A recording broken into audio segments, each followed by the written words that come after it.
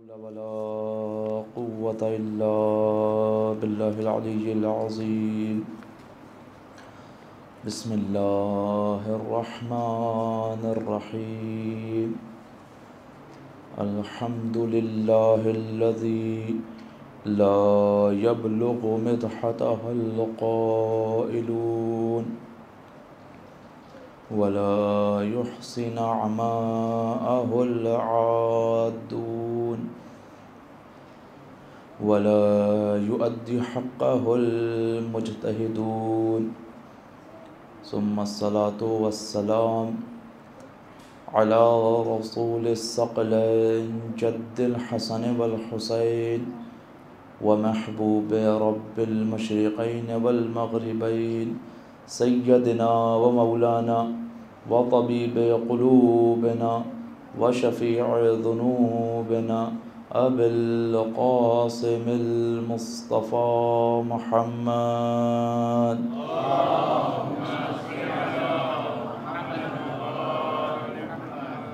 وعلى أهل بيته الطيبين الطاهرين المعصومين المظلومين اللعنة الدائمة على أعدائهم أجمعين من يوم آداتهم إلى قيام يوم الدين. بسم الله الرحمن الرحيم. رب اشرح لي صدري ويسر لي أمري واحلل عقدة من لساني يفقهوا قولي.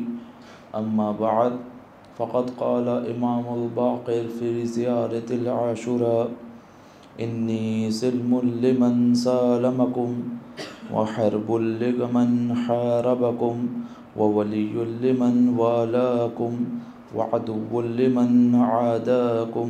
صلوات پڑھیں محمد و آل محمد. صلی علی محمد و آل محمد. ایام اضحیٰ کے ہیں اور مسلسل آپ کے سامنے چند عرائض پیش کیے جا رہے ہیں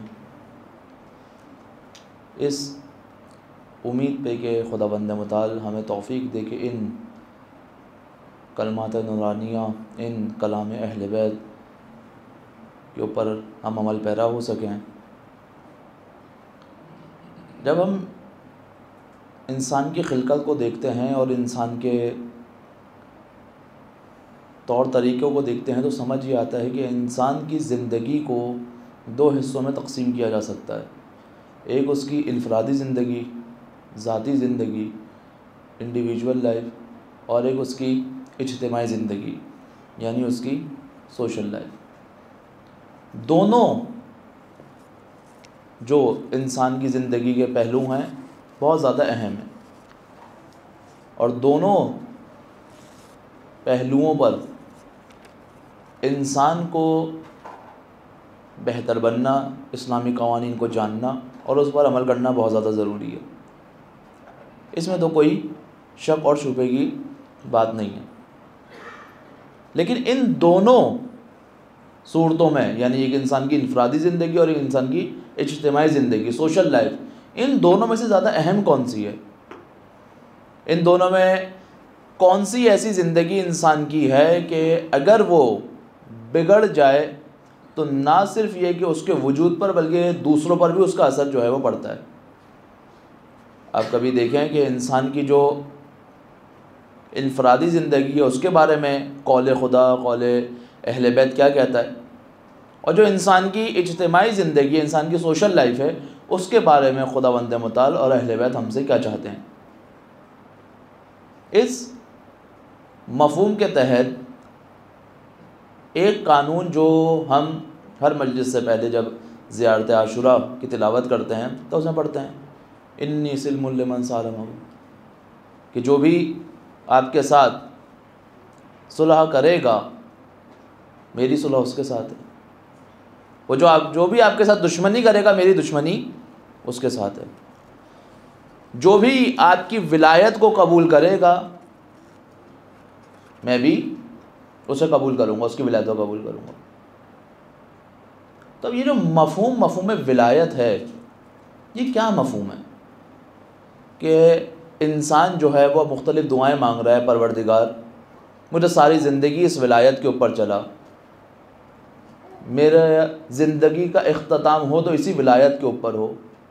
یہ وہ ولایت کے جس کے بارے میں روایتوں میں آیا ہے کہ اگر کوئی شخص تمام کے تمام کاموں کو انجام دیتا رہے لیکن اس ولایت کو نہ مانے تو کچھ بھی قابل قبول نہیں ہے۔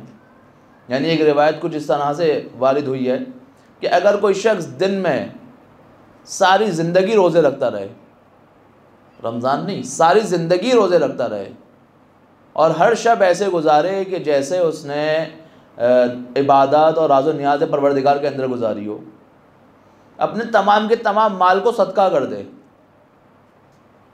تمام مال کو صدقہ کر دے، لیکن اگر ولایت نہ رکھتا ہو تو اس میں سے کچھ قابل قبول نہیں ہے۔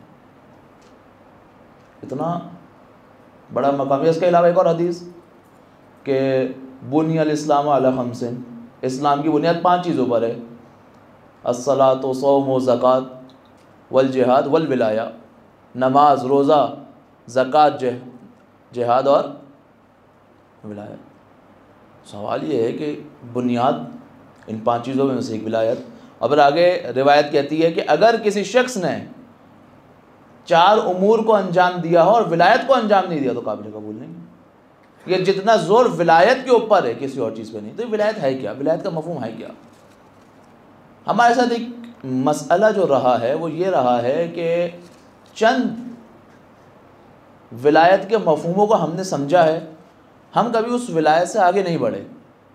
جب اس ولایت سے آگے نہیں بڑھے تو ہم نے کبھی بھی حقیقی مفہوم کو سمجھنے کی کوشش نہیں کی، اور جب کسی نے بیان کرنے کی کوشش کی ہے تو ہم نے اس کو ایکسیپٹ کرنے سے انکار کر دیا۔ کیوں؟ کیونکہ ایک ہی چیز جو ہم بچپن سے سنتے آ رہے تھے، جو ہم بچپن سے دیکھتے آ رہے تھے، جب ہم نے کچھ ایسی چیز دیکھی اس ولایت کے مفہوم کے اندر تو ہم اس کو ایکسیپٹ نہیں کر سکے،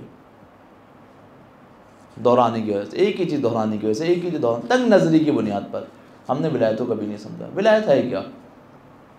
ولایت کا مفہوم در حقیقت تسلسل نبوت کا، اور یہ ولایت حضرت آدم سے لے کے حضرت خاتم تک رہی، اور پھر یہی ولایت آگے منتقل ہوئی ہے کار خدا کو آگے بڑھانے کے لیے، خدا کے امور کو آگے بڑھانے کے لیے۔ رسول خدا مبعوث کیے گئے، کیا ہدف ہے رسول خدا کے مبعوث کیے جانے کا؟ انسان سازی، انسان کو کیا کر سکیں؟ بنا سکیں، بہتر بنا سکیں، خدا کا قرب ادا کر سکیں، آگے لے کر جا سکیں۔ اس مقصد کے تحت تمام کے تمام انبیاء، اور پھر آخر میں جب دین کامل ہو گیا تو رسول خدا کو بھیجا گیا کہ اب انسان کے اندر صلاحیت موجود ہے، یا اب وہ وقت آ گیا ہے ہم دین کو کامل کر دیں، آنے والے انسان اس کو بہتر طریقے سے استعمال کریں گے۔ رسول خدا نے آگے دین کو کامل کیا، ایک کام۔ دوسرا کام انسان سازی، انسان کو بنانا، انسان کو کمال تک لے کر جانا۔ اب سوال یہ کہ رسول خدا یہ آخری دین ہے، آخری شریعت ہے، اس کے بعد کوئی نبی نہیں آنا۔ جب انسان جو ہے وہ ترقی کرتا جائے گا، آگے بڑھتا جائے گا، تو رسول خدا کیسے اس کو کامل کریں گے؟ کیسے اس کو انسان بنائیں گے؟ کیسے اس کو جہالت سے نکالیں گے؟ یہ چلیں اپنے ہی دور کے اندر کیا رسول خدا ایک ایک شخص کے پاس انڈیویجولی گئے ہیں اس کے اوپر محنت کرنے کے لیے، اس کی اخلاق سازی کے لیے، اس کی کردار سازی کے لیے؟ دیکھتے نہیں۔ پھر کیا کیا رسول خدا نے؟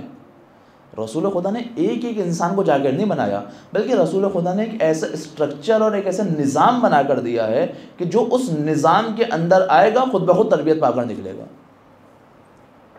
ایک ایسی فیکٹری رسول خدا نے بنائی ہے کہ جس کا پروڈکٹ خود بخود ایسا ہی ہوگا کہ وہ اسلامی قوانین پر عمل کرنے والا ہوگا۔ جیسے آج آپ دیکھیں دشمن نے یہی کام انجام دیا ہے ہمارے مقابلے پر۔ آج اگر کوئی طالب علم اس زمانے کے اسکول میں پڑھ کے نکلتا ہے تو آپ دیکھیں چاہتے نہ چاہتے ہوئے اس کے وجود کے اندر اس دنیا کی محبت ہوتی ہے۔ چاہتے نہ چاہتے ہوئے وہ یہ چاہتا ہے کہ مجھے ایک 9 to 5 جاب مل جائے، میری شادی ہو جائے، میں اپنی زندگی کنارے میں بیٹھ کے سکون سے گزار دوں۔ آج چاہتا یہ ہے کہ کس طرح اس کو مال و دولت ملے، دنیا سے محبت۔ کیوں؟ کیونکہ سسٹم ڈیزائن ہی ایسا کیا گیا ہے کہ جب کوئی شخص اس سسٹم کے اندر آئے گا تو ویسے ہی بن کے نکلے گا، اس کے افکار ویسے ہی ہوں گے۔ اس کے مقابلے پر انبیاء کا بھی یہی کام ہے، کیا کرتے ہیں؟ سسٹم بناتے ہیں۔ شخص سے کیوں کر ہی نہیں سکتے نا، اگر اس وقت مکہ اور مدینہ کی آبادی کے اندر مثلاً 20,000 لوگ بھی ہوتے ہیں تو ایک رسول ایک ایک کر کے 20,000 لوگوں کے پاس تو نہیں جا سکتا. جبکہ کیا کہا جا رہا ہے؟ رحمت للعالمین، تمام عالمین کے لیے رحمت ہیں. تو ان کی رحمت پورے عالم تک پہنچے گی کیسے اپنی اس رحمت کو ایک ایک فرد تک پہنچائیں گے؟ بس ضروری ہے کہ ایک ایسا سسٹم بنائیں کہ جو اس سسٹم کے اندر آئے رحمت رسول خدا کو پالے، اس کا کردار ویسا ہی بن جائے. اور دنیاوی سسٹم کا بالکل اپوزٹ اس کے جو ہے وہ کام ہے. انہوں نے ایسی فیکٹری بنائی کہ جہاں پر صحیح و سالم انسان جاتا ہے حیوان بن کر باہر نکلتا ہے. ایک پاک فطرت، ایک سالم فطرت، ایک مسلم فطرت، ایک مومن فطرت بچہ اس سسٹم کے اندر جب جاتا ہے تو 20 سال بعد جب اس سے پاس آؤٹ ہو کر نکلتا ہے تو بالکل اس کی خواہشات حیوانی ہو چکی ہوتی ہیں. کوئی ایک خواہش بھی اس کے اندر انسانی نہیں پائی جاتی. اور انبیاء کا کام بالکل اس کے اپوزٹ. وہ کیا کام ہے؟ اس کام کو کہا جاتا ہے حکومت اسلامی. کہ جب یہ حکومت اسلامی آئے گی تو اس حکومت کے اندر جیسے جیسے افراد آتے چلے جائیں گے ویسے ویسے وہ تربیت پاتے چلے جائیں گے. جیسے جیسے افراد اس کے اندر زندگی گزارتے چلے جائیں گے ان کے دل سے دنیا کی محبت ختم ہوتی چلی جائے گی اور وہ الہی نظام کے اندر آنا شروع ہو جائیں گے. آپ تاریخ کے اندر دیکھیں وہ شخص جو بد کلام ہے، وہ شخص جس کو بات کرنے کی تہذیب نہیں ہے، وہ شخص جو دوسروں کے اوپر ہمیشہ غصہ کرتا ہے، وہ شخص عرب کے صحراؤں کے اندر رہتا ہے، وہ شخص ننگے پیر ادھر ادھر جاتا ہے، جس کو نہ زندگی گزارنے کا سلیقہ ہے نہ بات کرنے کا ڈھنگ ہے، رسول خدا کے سسٹم میں آ کر وہ مقام حاصل کیا کہ مولائے کائنات کا سب سے بڑا مدافع بنا. کون؟ حضرت ابو ذر غفاری علیہ السلام. اسلام سے پہلے کی زندگی، اسلام کے بعد کی زندگی، یعنی خلیفہ سوم تیسرے خلیفہ کے دور کے اندر مولا کی ولایت کے دفاع کی وجہ سے ملک بدر کر دیا گیا، اس سسٹم کے اندر آ گئے. اسی طریقے سے بے تحاشا نام حضرت سلمان فارس سے گئے، ایران سے گئے، اور جب وہاں جا کر پہنچے اس سسٹم کے اندر آئے، اس حکومت اسلامی کے اندر آئے، جب رسول خدا کی خدمت میں آئے تو کیسے چینج ہوئے ہیں؟ ایسے چینج ہوئے ہیں کہ رسول خدا فرماتے ہیں کہ سلمان میری اہل بیت میں سے ہے. اس سسٹم کو رسول خدا نے بنایا. اب یہ سسٹم رسول خدا نے بنانا ہے، اس نظام کو رسول خدا نے بنانا ہے، تو کیا رسول اکیلے بنائیں گے؟ اکیلے اس اسٹرکچر کو ڈیزائن کریں گے؟ واضح سی بات ہے کہ ایک شخص اگر معجزے سے کرنا ہوتا تو نبی کو بھیجنے کی ضرورت ہی نہیں تھی نا. خدا خود ڈائریکٹ جنت اور جہنم کے اندر تقسیم کر دیتا. اگر معجزے کے ذریعے سے ہی کرنا ہوتا پھر نبیوں کو بھیجنے کی ضرورت نہیں تھی، خدا ڈائریکٹلی تمام کام کر سکتا تھا. لیکن انبیاء کو بھیجا اس لیے تاکہ تمام کے تمام جو بھی اسٹرکچر بنے، جو بھی سسٹم بنے، جو بھی کام ہو ایک عام انداز میں ہو، انسانی انداز کے اندر ہو، تاکہ انسانوں کے بعد آخرت میں بہانہ نہ ہو کہ وہ تو مثلاً سپر نیچرل پاورز لے کر آئے تھے، میرے پاس تو نہیں تھی، بس میں بہک گیا. نہیں، یہ کام کریں گے تو انہی خصوصیات کے ساتھ کریں گے جو تمہارے پاس خصوصیت ہے. انبیاء، اولیاء یہ فقط اگر معجزات دکھاتے ہیں تو اپنی حقانیت کے لیے دکھاتے ہیں کہ ہم حق پر ہیں، لیکن کبھی اپنے ہدف کو پورا کرنے کے لیے معجزے کا استعمال نہیں کرتے. آپ کو کہیں نظر نہیں آئے گا. اپنے حق بیان کرنے کے لیے تو آپ دکھائیں گے. اگر رسول چاند کے 2 ٹکڑے کر رہے ہیں تو اپنے ہدف کو پورا کرنے کے لیے نہیں کر رہے، وہ صرف یہ بتانے کے لیے کر رہے ہیں دیکھو میں خدا کی طرف سے بھیجا گیا ہوں، میرا اختیار ان چیزوں پر ہے. لیکن اگر ساتھ دو گے تو ہی یہ سسٹم بن سکے گا. تو اکیلا شخص اس کام کو نہیں کر سکتا. رسول نے کیا کیا؟ رسول نے چند افراد کو سلیکٹ کیا اور ان کی تربیت کرنا شروع کی. کہاں پر؟ مدینے کے اندر. 1 2 3 چند افراد کو رسول خدا نے تربیت کرنا شروع کی تاکہ ان کے وجود کے اوپر اس سسٹم کو کیا کر سکیں؟ کھڑا کر سکیں. کیونکہ ایک الہی سسٹم کو بنانے کے لیے اس کے اندر کیا کیا چیزیں ہونی چاہیے؟ مثلا اگر اس کے اندر بینک چل رہا ہے تو وہ بھی اسلامی ہونا چاہیے. اس دور میں بھی ایسی تھا. اس دور میں جتنے بھی امیر افراد تھے کون تھے؟ سارے یہودی تھے. اب اگر کسی شخص کو کوئی لون چاہیے ہوتا تھا، کوئی کام ہوتا تھا تو یہودی دیا کرتے تھے، بدلے میں آپ نے سود دینا ہے. آج بھی یہ سسٹم ہے. کسی بھی آپ سسٹم میں چلے جائیں وہاں پر آپ کو سود کے علاوہ کچھ نہیں کر سکتے. الہی سسٹم کے اندر سود کا کوئی نام و نشان نہیں ہے. ایک الہی سسٹم کے اندر کیا ہونا چاہیے؟ اگر حقوق ہو تو وہ بھی اسلامی ہو، اگر اکنامکس ہو وہ بھی اسلامی ہو، اگر پولیٹکس ہو تو وہ بھی اسلامی ہو، یعنی ایک ایک چیز اس کے اندر الہی ہونی چاہیے، جب یہ جا کے اسلامی اسٹرکچر بنتا ہے۔ اس کے مقابلے میں دنیاوی بالکل مقابلے پر کیا ہے؟ وہ صرف کیا اسی دنیا کا فائدہ دیکھو، آگے کا کوئی نہیں ہے، وہ سودی نظام ہو، یہ وہ بہرحال جو بھی۔ تو رسول خدا نے افرادوں کی سلیکٹ کیا، ایسے افراد کو جن کے اندر یہ کوالٹیز موجود تھیں، جن کے اندر یہ قوت موجود تھی، جن کے اندر صلاحیت موجود تھی۔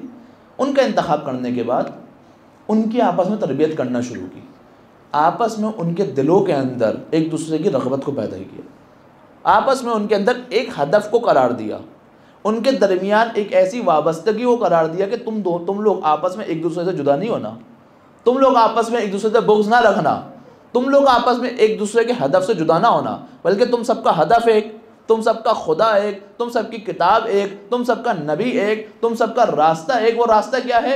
قیام حکومت الہی۔ جب تم تمام کے تمام افراد ایک ہی راستے پر چلو گے، ایک ہی راہ پر چلو گے، ایک ہی ہدف کے لیے کام کرو گے، ایک ہی خدا کے زیر سائے کام کرو گے، ایک ہی نبی کو مانو گے، جب تم آگے چلو گے تو تم کامیاب ہو سکتے ہو۔ کہ یہ جو پورا پروسیس ہے کہ آپس میں وابستگی کا ہونا، آپس میں ایک دوسرے سے جڑا ہونا، آپس میں ایک ہدف کے لیے آگے بڑھنا، قرآن نے کیا اس کو بیان کیا ہے؟ کیا اس کا کوئی نام دیا ہے؟ ہاں نام دیا ہے۔ کیا ہے یہ؟ اس کو ولایت کہا جاتا ہے۔ یہ ہے ولایت۔ کیا ولایت ہوئی؟ کہ آپس میں ایک ہدف کے تحت آگے بڑھنا، ایک خدا کے انڈر آگے بڑھنا، ایک نبی کی نبوت کو مانتے ہوئے آگے بڑھنا۔ آپس میں دلی وابستگی اتنی سٹرونگ ہونی چاہیے کہ کوئی شخص آگے تمہارے درمیان تفرقے کو نہ ڈال دے، تمہارا دل کسی اور ہدف کی طرف مائل نہیں ہونا چاہیے۔ اگر تم اس قابل بن گئے، اس کا مطلب یہ ہے کہ تم صاحب ولایت ہو۔ اور سوال ہوگا یہ کون سی ولایت ہے؟ اس کا تو تذکرہ کبھی سنا ہی نہیں۔ یہ ولایت کا پہلا قدم ہے۔ ہم جس ولایت کا تذکرہ کرتے ہیں اہل بیت کی، وہ در حقیقت ہدف ہے ہمارا، وہ آخری سٹیج ہے کہ جب انسان اس ولایت پہ چلتا ہوا آگے بڑھتا ہوا جائے گا تو اس ولایت تک پہنچے گا۔ وہ ولایت پہلے مرحلے میں ایسی حاصل ہونے والی تھوڑی ہے۔ ہم نے اس ولایت کو صرف محبت کے مفہوم کے اندر قید کر دیا کہ جو بھی اہل بیت سے محبت رکھے گا اس کا مطلب ولایت رکھتا ہے۔ آپ تاریخ میں اٹھا کے دیکھیں کتنے افراد اہل بیت سے محبت رکھتے ہیں۔ منصور خلیفہ ہے کس دور کے اندر؟ امام صادق کے دور میں۔ خبر ملی امام کو شہید کر دیا گیا، زاروں قطار گریہ کر رہا ہے، زاروں قطار گریہ کر رہا ہے۔ کیوں گریہ کر رہا ہے؟ دکھاوے کے لیے کر رہا ہے۔ بھائی بادشاہ خلیفہ کس چیز سے دکھاوا کرے گا؟ کیا اپنے غلاموں سے دکھاوا کرے گا؟ دکھاوے کی ضرورت نہیں ہے اسے۔ کیوں گریہ کر رہا ہے؟ واقعاً دل اس کا رنجیدہ ہے امام کو، امام کی شہادت کی وجہ سے۔ خوب سوال، شہید کس نے کیا؟ خود اسی نے۔ یہ کیا بات ہے بھائی؟ شہید بھی کر رہا ہے، رنجیدہ بھی ہے۔ دل میں محبت ہونا کافی نہیں ہے۔ اگر ہم اس مفہوم کو مان لیں اس کے دل میں محبت ہے، وہ مومن ہے، وہ ولایت اہل بیت کو رکھتا ہے، اس کا مطلب منصور جو ہے وہ ولایت اہل بیت رکھتا ہے۔ یا مثلا مأمون امام رضا کے دور کے اندر جب امام کی شہادت ہوتی ہے تو کیسے گریہ کر رہا ہے؟ جب امام کوئی اخلاقی گفتگو کرتے ہیں تو امام کی بات سن کے کیسے گریہ کرتا ہے؟ یہی وجہ ہے کہ تاریخ میں کچھ لوگوں نے لکھا ہے یہ بات کہ یہ مأمون اور ہارون شاید کیا تھے؟ شیعہ تھے۔ امام علی کا روضہ بنایا اور مثلا ان سے اہل بیت سے ان کی رغبت، شاید یہ شیعہ تھے۔ وہ شیعہ کا مفہوم یہ ہے ہی نہیں۔ محب ہونا اور بات ہوتی ہے اور شیعہ ہونا ایک الگ مفہوم ہے۔ شیعہ یعنی ولایت۔ ولایت یعنی کیا؟ یعنی دشمن خدا سے اپنے ہدف کو جدا کر دینا۔ ولایت یعنی کیا؟ دشمن خدا سے اپنی صف کو جدا کر دینا۔ ولایت یعنی کیا؟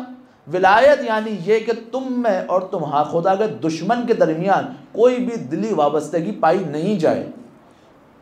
ولایت یعنی کہ تم آپس میں جتنے مومن ہو ایک دوسرے سے اس قدر اٹیچ ہو چکے ہو کہ تمہارے درمیان کوئی مخالفت نہ ڈال سکے۔ تم تمام کے تمام مومن جتنے بھی افراد ہو ان کا ہدف کلیئر ہونا چاہیے، ان کا راستہ کلیئر ہونا چاہیے اور آپس میں مل کر اس راستے کی طرف چلو۔ پہلا مرحلہ ولایت کا، یہ ایک جہت ہے ولایت کی، ایک ڈائمنشن ہے ولایت کی۔ ہم نے آج تک صرف ایک ہی ولایت سنی ہے، اہل بیت کی، اس کو بھی غلط سمجھا، اس کو بھی ہم نے فقط اور فقط دوستی کے اندر محصور کر دیا۔ آج آپ دیکھیں قرآن کے ترجمے اٹھائیں، جہاں پر بھی لفظ ولایت آئے گا دوستی کا ترجمہ، محبت کا ترجمہ۔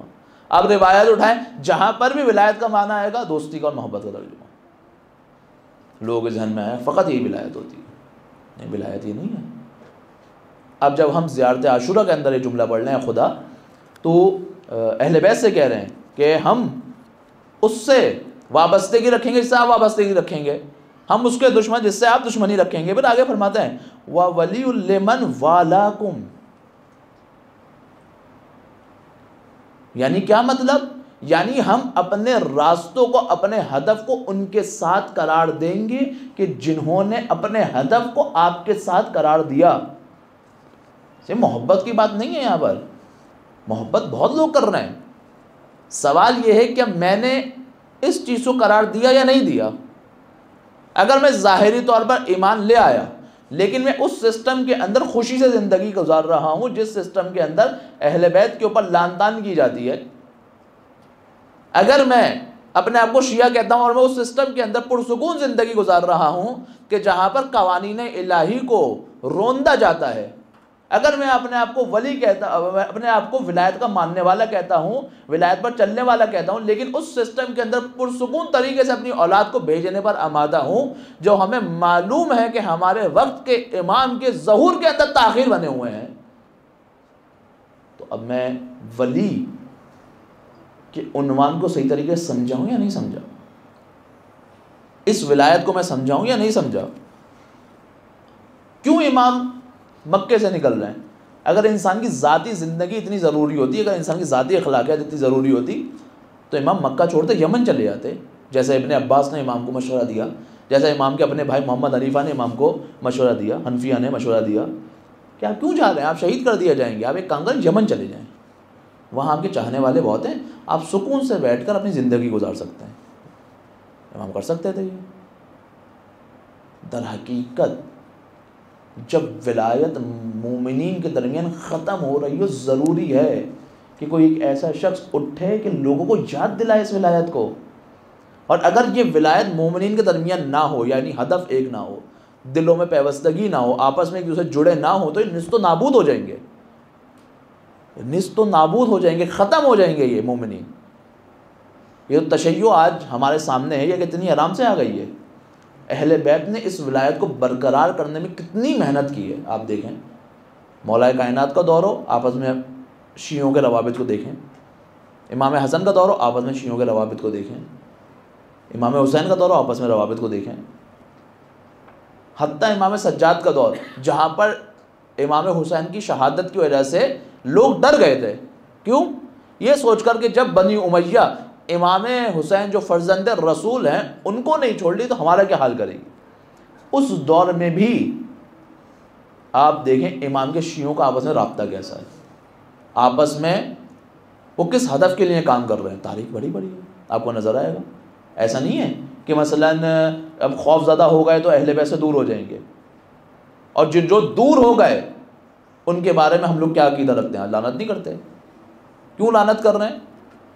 در حقیقت اس مفہوم ولایت کو چھوڑ دیا کہ جس کا ہم نے آخری سٹیج کو سمجھا وہ بھی ناقص، اور تمام مراحلوں کو چھوڑ دیا، تمام چیزوں کو چھوڑ دیا۔ صلوات پڑھے محمد و آل محمد پر۔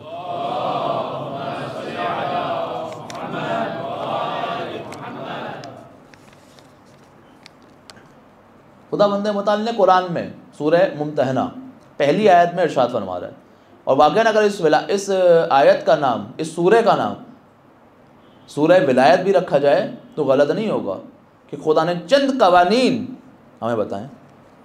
خدا بند متعال ارشاد فرما رہا ہے یا ایھا الذین آمنوا، اے وہ جو ایمان لے کر آئے، لا تتخذوا عدوی وعدوکم اولیاء، لفظ اولیاء استعمال ہوا ہے یعنی ولی کی جمع۔ کیا کہہ رہا ہے خدا؟ کہ دیکھو قرار نہ دو ہمارے دشمنوں اور اپنے دشمنوں کو اپنا ولی، یعنی کیا مطلب؟ یعنی تم اپنے ہدف کو ان کے ہدف سے سنک نہ کر دو، تم اپنی زندگی کو ان کی زندگیوں سے سنگ نہ کر دو، تم اپنے راستے کو ان کے راستوں کے ساتھ سنگ نہ کر دو، بلکہ فرق ہونا چاہیے اگر تم خدا کی ولایت کے ماننے والے ہو تم میں، اور اگر وہ شیطان کی ولایت کو ماننے والے ہیں تو ان میں۔ اگر کوئی ڈیفرنس نہیں ہے، اگر آپ آج یورپ جاتے ہیں اور آپ دیکھتے ہیں ایک شیعہ ہے اور ایک ایتھسٹ ہے، دونوں کی زندگی کے اندر کوئی فرق نہیں، اس کا مطلب یہ ہے کہ اس نے دشمن خدا کو اپنا ولی قرار دے دیا۔ اگر آپ ایسی سوسائٹی کے اندر زندگی گزار رہے ہیں جہاں پر ملٹیپل ریلیجن رکھنے والے افراد ہیں اور ان کے کردار سے آپ کو ڈفرینس محسوس نہیں ہو رہا، تمام کے تمام افراد ایک جیسی زندگی گزار رہے ہیں، اس کا مطلب یہ ہے کہ انہوں نے خدا کے دشمنوں کو اپنا ولی قرار دے دیا۔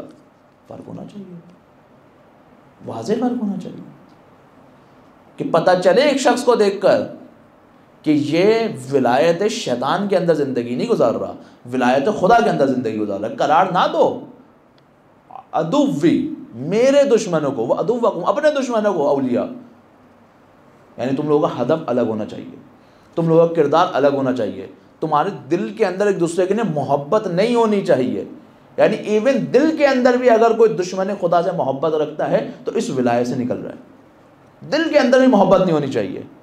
تلقون الیہم بالمودہ وقد کفروا بما جاءکم من الحق، تم ان کی طرف محبت کا پیغام بھیجتے ہو جبکہ انہوں نے اس پیغام کو، اس حق کا انکار کر دیا جو خدا نے تمہاری طرف بھیجا تھا۔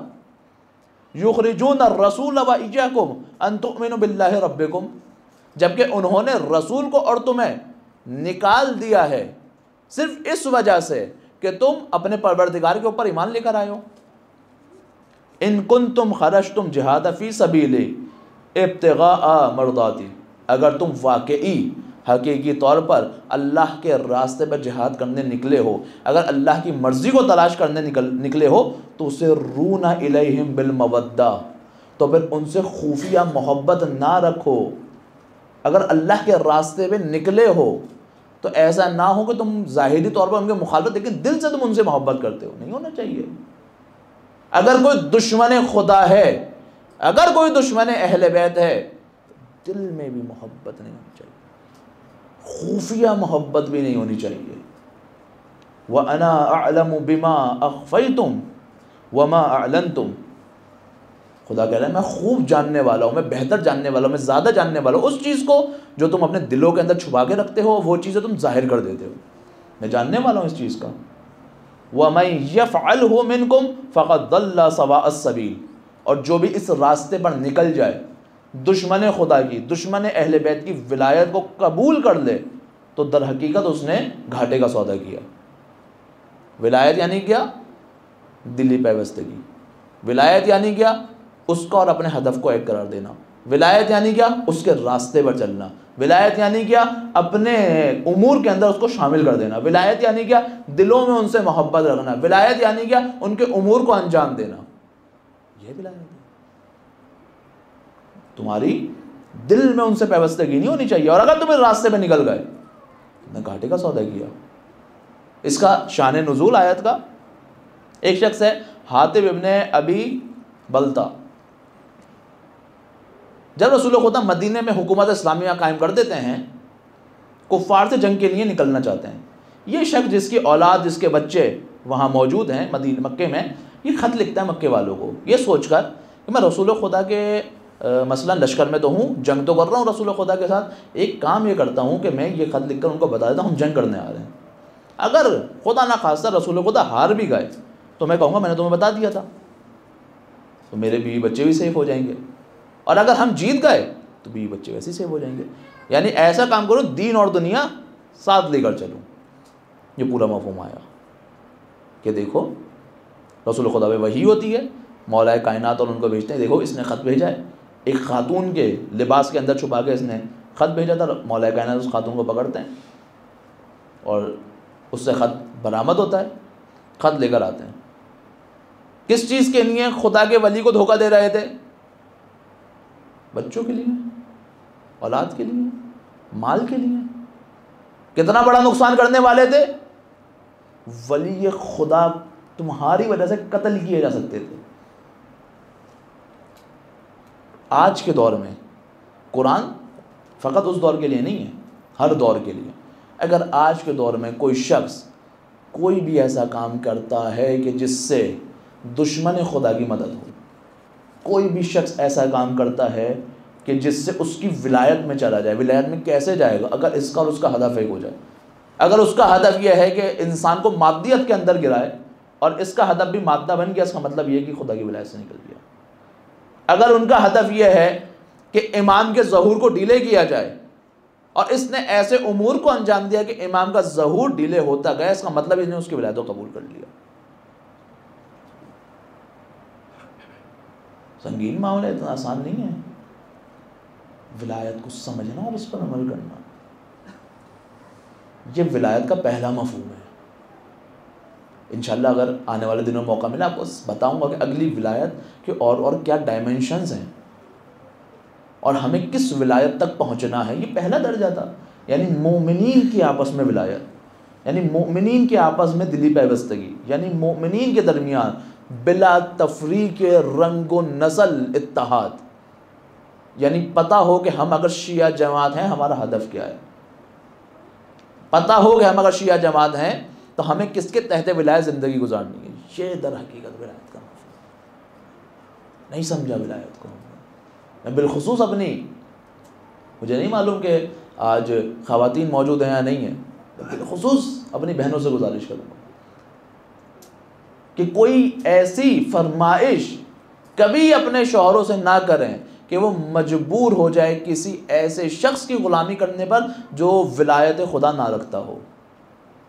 اپنی اولاد کی تربیت اس طرح انجام دیں کہ وہ کبھی اس ولایت سے باہر نکلنے کا سوچے بھی نہ۔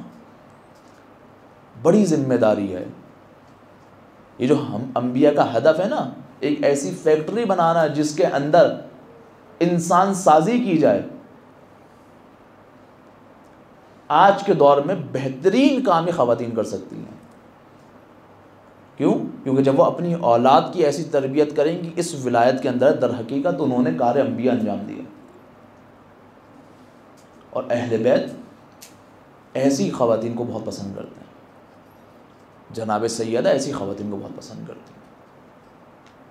ایک عالم دین کہتے ہیں کہ میں جاننا چاہتا تھا کہ تہران میں موجود ہیں، کہ میں جاننا چاہتا تھا کہ یہاں پہ اتنی مجالس ہو رہی ہیں اور جناب سیدہ ہر مجلس میں آتی ہیں، میں نے چاہا پوچھوں آپ کی نظر میں کون سی مجلس جو ہے وہ زیادہ ارزش ویلیو رکھتی ہے۔ میں نے توسل کیا، عالم خواب میں جناب سیدہ کو دیکھا اور دیکھ کر ان سے سوال کیا کہ آپ کون سی مجلس کو زیادہ پسند کرتی ہیں؟ بی بی نے جواب دیا کہ جہاں پر بھی پرچم میں امام حسین بلند ہوتا ہے، ان کے مسائل پڑھے جاتے ہیں، ہم اس کے اوپر نگاہ رکھتے ہیں۔ کہا نہیں بی بی سب سے زیادہ، پھر یہی جواب دیا بھی لیکن کوئی تو ہوگی نا جس کے آپ سب سے زیادہ، بی بی نے پھر یہی جواب دیا۔ پھر آخر میں کہا دیکھو تم اصرار کر رہے ہو، اس لیے تو بتا رہے ہیں فلاں مقام پہ فلاں گھر ہے، وہاں پہ یہ خاتون رہتی ہے، اس کے یہاں کی مجلس پہ ہماری خاص نظر کرم ہوتا ہے۔ یہ شخص پہنچے، اپنے دور کے بڑے عالم دین ہیں، مشہور خطیب ہیں، بڑے خطیب ہیں، پہنچے اس خاتون کے، ڈھونڈتے ڈھونڈتے پہنچے، لڑکی خاتون کو دیکھا، کہا کہ یہ اسلامی خاتون یہاں پہ رہتی؟ کہا میں ہی ہوں۔ کہا کیا آپ کے گھر میں مجلس ہوتی ہے؟ کہا ہاں ہوتی ہے۔ وہ دیکھ رہے ہو سیاہ پرچم، وہ ہمارے گھر کا ہے۔ کہتے ہیں وہ سیاہ پرچم اتنا پرانا ہو چکا تھا، اس پہ اتنی دھوپ لگ چکی تھی کہ اس کا رنگ تقریباً سفید ہو گیا تھا۔ میں نے اس سے کہا کہ کیا میں آپ کے گھر میں آپ کی اجازت ہو مجلس پڑھوں؟ اس نے اجازت دی۔ جب میں گھر کے اندر داخل ہوا دیکھا چند افراد، 2 یا 4 افراد بیٹھے ہوئے ہیں، مرد اور خواتین باہر موجود ہیں۔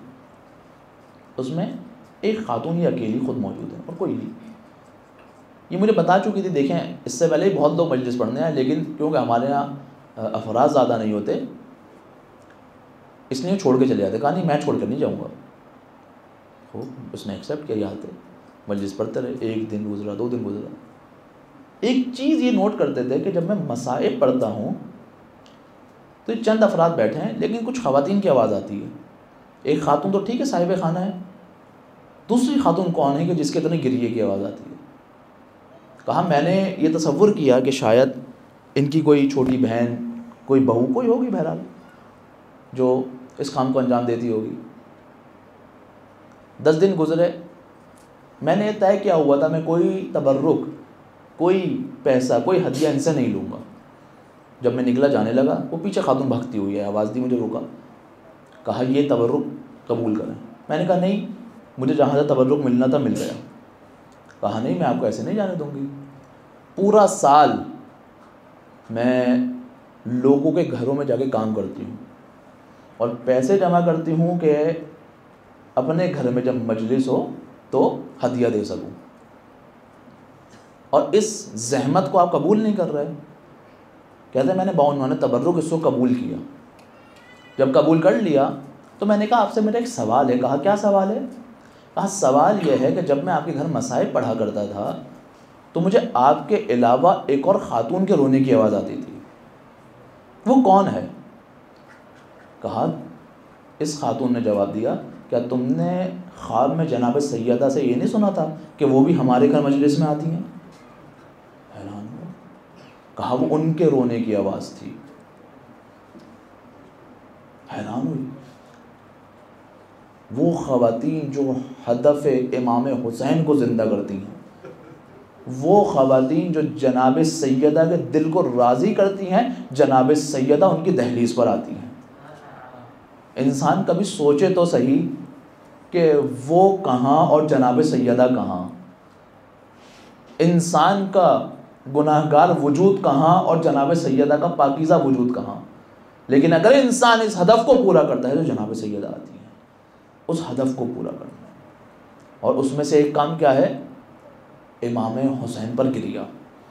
کیوں؟ کیونکہ یہ انسان کو بھولنے نہیں دیتا اس ہدف کو، اس ولایت کو، اس راستے کو جو اللہ کا راستہ ہے۔ پہلی سفر وہ دن ہے کہ جب اسیروں کو شام میں داخل کیا جا رہا ہے۔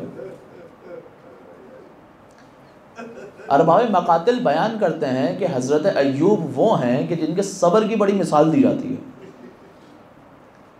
حضرت ایوب کی شادی حضرت یوسف کی نواسی سے ہوئی۔ جب حضرت ایوب پہ سخت وقت آیا، گھر گر گیا، اولاد چلی گئی، خود مریض ہو گئے، تو ان کی زوجہ کو گھر گھر جا کر کام کرنا پڑا۔ شیطان نے دیکھا کہ یہ ہر معاملے میں خدا کا شکر کرتے ہیں، صبر کرتے ہیں۔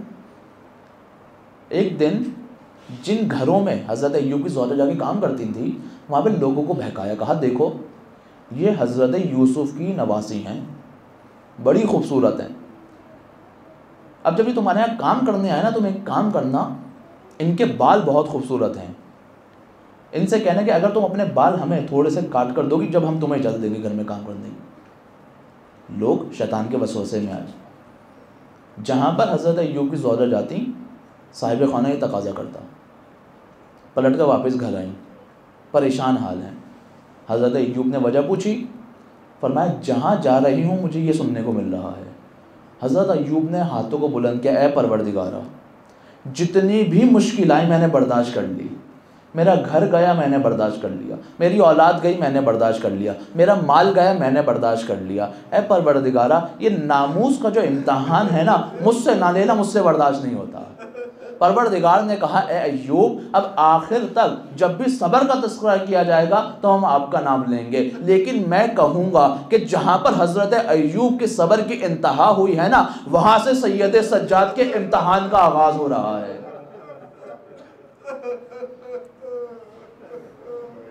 جب سوال کرنے والے نے آ کر سوال کیا نا، مولا آپ پہ سب سے زیادہ مشکل وقت کب آیا تھا، تو 3 دفعہ بلند آواز سے کہا ہے الشام الشام الشام۔ شاید بتانا یہ چاہ رہے ہوں 3 بار کہہ کر کہ بازار شام، دربار شام اور زندان شام۔ چند مقامات ہیں جو مولا نے گنوائے ہیں کہ بہت سخت وقت گزرا ہے ہمارے اوپر۔ مولا وہ کیا مقام ہے؟ کہا ہم رات میں شام کے دروازے پر پہنچے، لیکن ہمیں باہر کھڑا کر کر صبح تک کا انتظار کیا گیا، پورے شہر کو سجایا گیا، ہر طرف خوشی کا ماحول بنایا گیا، اور جب ہمیں شہر کے اندر داخل کیا تو چند افراد اپنی تلواروں کو نیام سے نکال کر ہمیں گھیر لیا کرتے تھے۔ کوئی اپنے تلوار سے میرے امامے کو چھیڑتا تھا، کوئی میری پھپھی کی چادر کو چھیڑتا تھا، کوئی کسی چیز کو تنگ کرتا تھا۔ مجھ سے یہ وقت برداشت نہیں ہوا۔ مولا کیا کوئی اور سخت وقت ہے؟ کہا ایک اور سخت وقت ہے کہ جب ہمیں شام کے دربار میں لے جانے کے لیے کوچاؤ بازار سے گزارا جا رہا تھا، لوگ اپنے گھروں کے اوپر سے جلتے ہوئے انگارے پھینکتے تھے، گرم پانی پھینکتے تھے، ارے بچے ہمارے ہمراہ موجود تھے، بچے بڑی شکایت کرتے تھے، لیکن ایک سخت وقت آیا، ایک جلتا ہوا انگارہ میرے امامے میں چلا گیا، ارے میں چلاتا رہا اس کو امامے سے نکال لو، مجھے درد ہوتا ہے، لیکن کسی نے میری صدا نہ سنی۔ مولا کیا کوئی اور سخت وقت بھی دیکھا؟ کہا ہاں ایک اور سخت وقت دیکھا، ہمیں وہاں لے جا کر بٹھایا گیا، اہل بیت کو وہاں جا کر بٹھایا گیا، ارے حسین کے لال کو وہاں جا کر بٹھایا گیا جہاں پر غلاموں کو بٹھایا جاتا تھا۔ ایک اور سخت وقت تھا جب ہمیں زندان کے اندر رکھا نا تو وہاں پر چھت موجود نہیں تھی، صبح کے وقت تیز دھوپ آتی تھی اور رات کے وقت اوس آتی تھی۔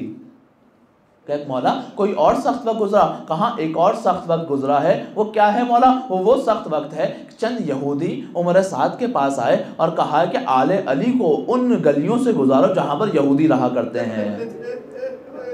کہا برداشت کر سکو گے تو سنو کہ آل رسول کی بیٹیاں اور اس جگہ سے گزارا گیا جہاں چاروں طرف یہودی تھے، جس کو خیبر کا بدلہ لینا تھا، ارے کوئی کنکر مارتا تھا، کوئی نیزہ مارتا تھا، ارے کوئی پتھر مارتا تھا۔ کیا اور کوئی سخت وقت دیکھا؟ کہا ایک اور سخت وقت دیکھا ہے، ارے شرابی کا دربار ہے، علی کی بیٹیاں موجود ہیں اور لعین سکینہ کو کنیزی میں طلب کرتا ہے۔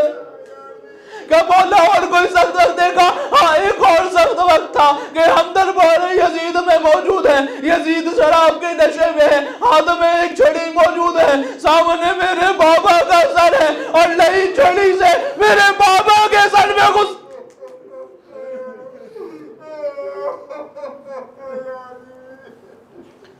لعنت اللہ علی القوم الظالمین۔